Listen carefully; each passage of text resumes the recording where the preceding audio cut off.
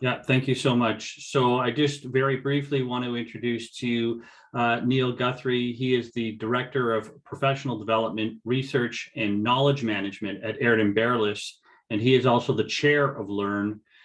Theresa Leitch is also here with us. Thank you for being here, Theresa. She is the inaugural Managing Director of LiRN, and they are here today to provide you with an update on the goings on at LiRN. So thank you so much for that, Theresa. Take it away.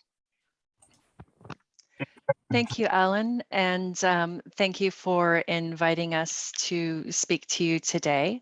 I want to give you a little bit of an update about some of the various initiatives and projects that we've got on the go. Starting with a word about the professional development for library staff that we put in place.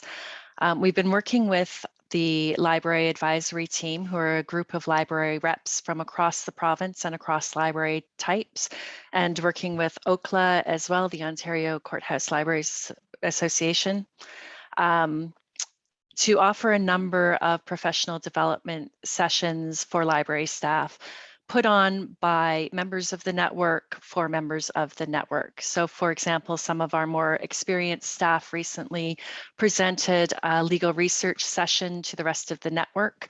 That was very well received, and they did a fabulous job with that. So this knowledge sharing, I think, has been a good development for library staff who are already great at sharing information with each other, but it gives them a structure to sort of formally share some information and skills that they might not otherwise have been able to share with. So we call this curriculum Learn with LiRN, and we've been presenting various sessions on that since the beginning of the year, and intend to continue doing that. As part of that, we've revived the COLAL conference. COLAL, which some of you may be familiar with. It got put aside over the pandemic, but we're bringing it back for the fall. And just as a side note, nobody I've talked to seems to know what COLAL actually stands for. So if anybody does know that, please share it with me. We tried guessing, and the best we came up with was Courthouse Ontario Libraries, Adventures and Learning, which I'm pretty sure is not correct. So if you happen to know that, I'd be interested to know what it actually stands for. But we are going to slightly change the name to Learn with LiRN Annual Conference, although that's not the most interesting name in the world either. So if you have a better suggestion, we'll definitely listen to that. So we've been planning this year's conference with OCLA, particularly working with them on the agenda to make sure that we're including sessions that are relevant to all of our library staff. And we'll be inviting vendors in for a session. The costs for this session were anticipated in the approved 2022 budget, so we are good to go. We've booked some dates in mid-October in Toronto. And it looks like we're going to be able to get, again, fingers crossed and knocking on all the wood, we'll be able to do this in person, but we're also offering a hybrid version so that Conference of Ontario Law Association's Libraries. Thank you, Michelle. So now we know what COLAL stands for. That's wonderful. So yeah, we're going to be offering a hybrid version so that people who aren't able to travel to Toronto or may not want to take the risk of traveling while COVID is still in the air will have an option to attend the sessions as well. So we're very much looking forward to that and hoping to get a chance to meet a number of people in person. On a similar note, we're arranging a session with the Members Assistance Program, and I know you have mental health issues on your agenda for today's plenary, so you may be interested in hearing about this as well. We have heard from a few of our library staff members that they're often faced with licensees in crisis. When somebody is in crisis, they may talk to the librarian that they're familiar with. And has helped them out in so many ways in the past. And that's obviously a very difficult thing for library staff to handle. So we're planning sort of a two-pronged approach for this. We've arranged a session with Doron or somebody else from the Members Assistance Program, so we can do an informational session to let everybody know more about the program and what it does. We'll be inviting all library staff. We'll also be inviting association board members. As I understand it from some of the library staff that I've spoken to, board members will often get calls like this as well. So we thought it might be helpful to extend the invitation to your boards as well. We're also going to ensure that all libraries have map pamphlets available. A number of them already do, but we're just going to make sure that everybody's got them.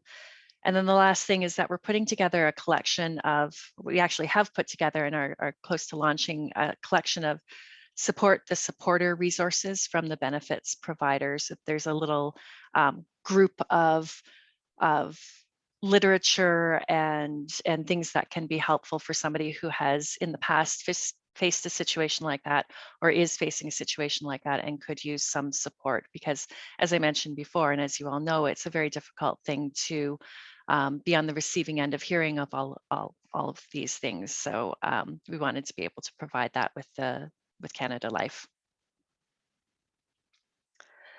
Just a quick note on the esuite of resources.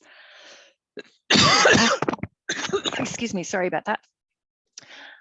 So as you all are aware, we have launched a new centralized suite of electronic databases at all of the various libraries. We have continued with access to Quick Law, which we were already contracted for, and have added to that LexisNexis practical guidance. We have all of the modules for that. We worked with Westlaw, excuse me. Excuse me. We worked with Westlaw to provide 3 of their source products: criminal source, family source, and estates and trust source. When we went out to the various libraries and asked them for their input, these were the 3 that were the most commonly used. So we thought that would be the best place to start. And then we were working with VLEX to have their Irwin Law titles and maritime book flyer collection. So it's their Canadian core collection.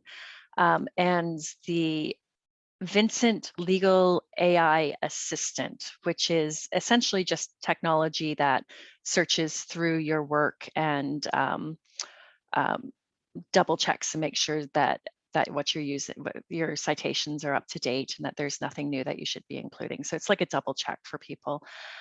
We've done a significant amount of training with your library staff on these various resources, and I'm feeling pretty confident that in each of the libraries, the library staff are familiar with and ready to help end users who come in and may have questions about the resources that are part of the collection. We've been doing some outreach and we'll continue to do outreach to the profession to make sure that people are aware of the resources. One of the projects that we're working on with VLEX is a collection of author interviews to promote the Irwin Law collection. So we thought it might be a fun way to get some of your library staff involved in this, to get some of the on-the-ground staff to talk to the authors and, about the kinds of questions that come up that their books have answered and that kind of thing. So that should be kind of a fun project. We're eyeing that for the summer when things are a little bit, tend to be a little bit quieter for people. And we have also been working with the 3 vendors to get the usage reports that we're going to need when we go back to the LSO with our reports on how things are going, so that we can show them what the usage is, and we'll also, of course, be using those reports to see where we need to do some more outreach. So we're pretty pleased with the eSuite of resources. A word on the budget. So we have requested that libraries return their budgets to us for May 31st, which is an early date in the year.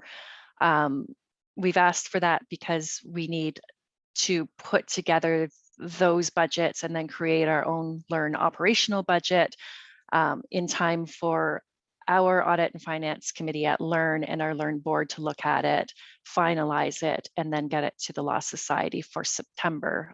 So it is quite a process from start to end. We have received a few of the budgets already, which is great. And we're meeting directly with some other associations on their budgets and their particular questions.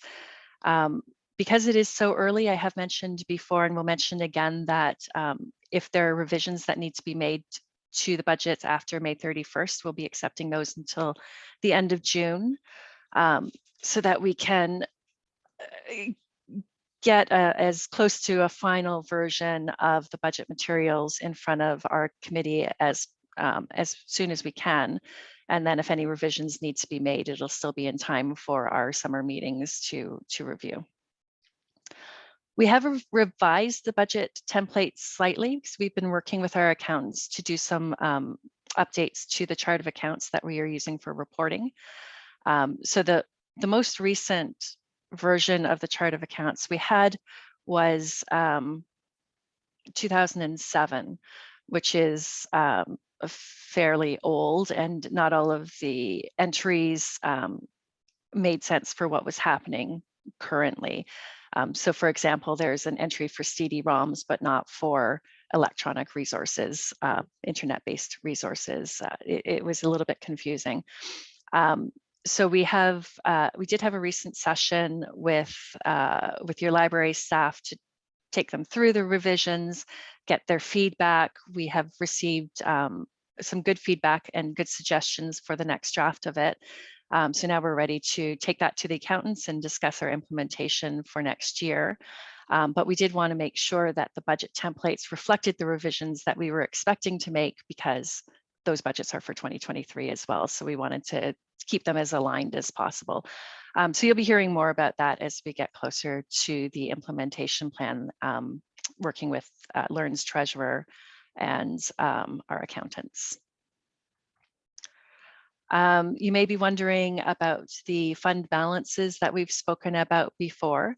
The LiRN board has recently approved a 2-year implementation plan for the grant administration policy. So that's the policy that allows for a 10% carryover of grant money. We'll be asking associations who have fund balances in excess of that 10% threshold to come into compliance within 2 years. So we'll be working with them directly and individually on a proposal on how they intend to use the excess, or if they plan to return it, or what we're going to do with those monies. As a side note, there are also a couple of fund balances that are in the negative. There aren't many and the amounts are not large, but we also want to address that. So we'll be reaching out to those associations as well. So I am expecting the updated list of the fund balance statuses next week from our treasurer, and we'll be reaching out individually to the affected associations at that point and making some appointments with everybody. Finally, I want to give you all a heads up on an upcoming consultation that we're going to be planning. So this has emerged from the work we've been doing, and some of you may recall that one of the projects we were working on this year was to revise the role descriptions and work with an HR consultant to come up with some salary benchmarks that associations can use to help inform their own individual job descriptions and salaries for their employees. So as we were going through that project, it sort of came clear that, you know, as some associations really need and want the support, others don't, but it also revealed that there's a bit of a lack of clarity around, for lack of a better term, human resources questions around the network. So we want to be clear that LiRN is not the employer, the associations are the employer, but we also need to be clear that the LiRN grant funds are intended to support library programs and services. And that's hard to be clear about if we don't have a clear understanding of what constitutes library services and what constitutes association benefits. So we want to do a little bit of work around providing some clarity around that area. And of course, that can't really be accomplished without some consultation. So at the end of this month, the board will be looking at a report that includes a consultation plan that will roll out over the month of June. I have anticipate that consultation plan will be approved. So we'll be able to reach out to after the board meeting to set up some of those meetings.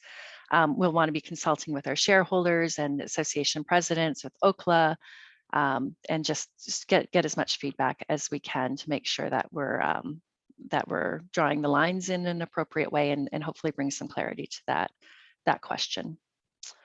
So that's all I had prepared for today. Neil, I'm not sure if there's anything that you wanted to add to all of that. No, thanks, Theresa. Nothing except to thank our hosts for asking us to join the PLENRAY. We're happy to be here.